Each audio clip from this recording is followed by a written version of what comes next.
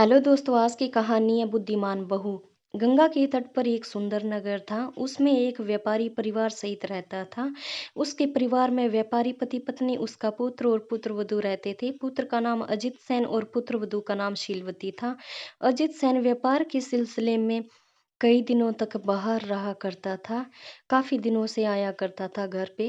जबकि पुत्र वधू घर पर सास ससुर की सेवा करती थी। पूरा परिवार सुखी और प्रसन्न रहता था। एक दिन शीलवती आधी रात के बाद खाली घड़ा लेकर बाहर गई और बहुत देर में लौटी। उसके ससुर ने उसे वापस लौटते हुए देख लिया। उसे शीलवती के चरित्र पर शंका हुई। उसने सोचा कि बेटा बाहर गया हुआ है, ऐसे में बहू का यह आचरण आपत्तिजनक है। इससे मेरा कुल कलंकित हो जाएगा। इस चरित्रहीन बहू को घर में रखना ठीक नहीं है।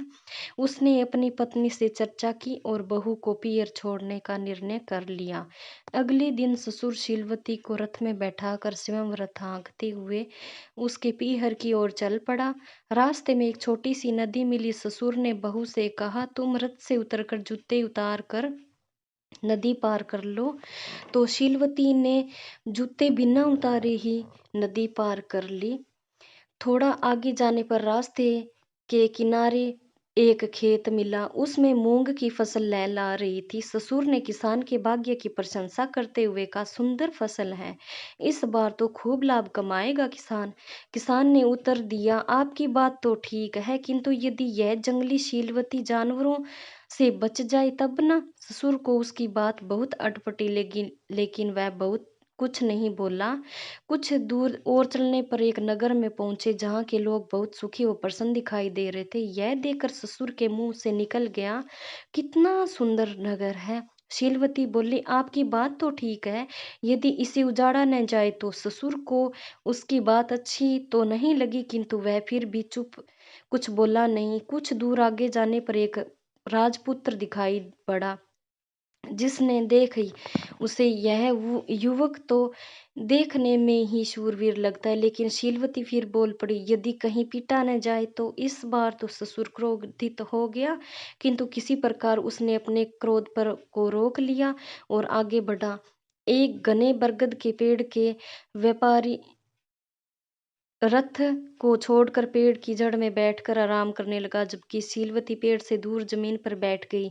यह देखकर व्यापारी ने सोचा कि यह कौन सी औरत है जो उल्टे काम ही करती है। थोड़ा देर आराम करके फिर वो आगे बढ़ा, पर शीलवती थोड़ा आगे बढ़ने वाली का ननिहाल आ गया। रास्ते में ही उसका मामा मिल गया और जिद करके उन्हें अपने घर ले गया। वहां भोजन करके शीलवती का ससुर अपने रथ में ही लेट गया। ससुर को रथ में लेटा देकर शीलवती भी रथ के पास ही जमीन पर बैठ गई। उसी समय पास के बबूल के पेड़ पर बैठा एक कौवा कांव कांव करने लगा। लगातार कांव कांव की आवाज सुनकर शीलवती बोली, अरे तू थकता क्यों नहीं? एक बार पशु की बोली सुनकर उसके अनुसार कार्य करने के कारण मुझे घर से निकाला जा रहा है। उसी समय अब तुम्हारी बात मानकर मैं एक नई आफत और मोल ले लूं। कल रात एक गिद्दड़ की आवाज सुनकर मैं नदी किनारे गई और किनारे लगे एक मुर्दे के शरीर से बहुमूल्य आभूषण उतार कर घर में ले आई। उसके कारण मेरे ससुर ने मुझे घर से निकाल रहे हैं। और अब तू कह रहा है कि इस बबूल की जड़ में खजाना गड़ा है, तो क्या इसे निकाल कर मैं एक नई विपत्ति मोल ले लूं? मैं पशु पक्षियों की बोली समझती हूँ, तो इसमें मेरा क्या दोष? शीलवती का यह ससुर उसकी बात सुन रहा था। आश्चर्यचकित हो गया। ये बात सुनकर उसने बबूल की जड़ में खुदाई करके देखा तो उसे सचमुच खजाना मिल गया। वह बहुत प्रसन्न हुआ और बहू की बड़ाई करने लगा। उसे देखकर वापस घर की ओर चल पड़ा। रास्ते में उसने पूछा कि तुम बरगद की छाया में क्यों नहीं बैठी?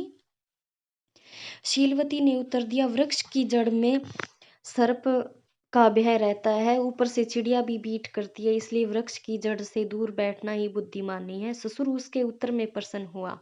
फिर उसने शूरवीर राजपुत्र के विषय में पूछा। उसने उत्तर में शीलवती ने बताया कि वास्तविक शूर वही होता है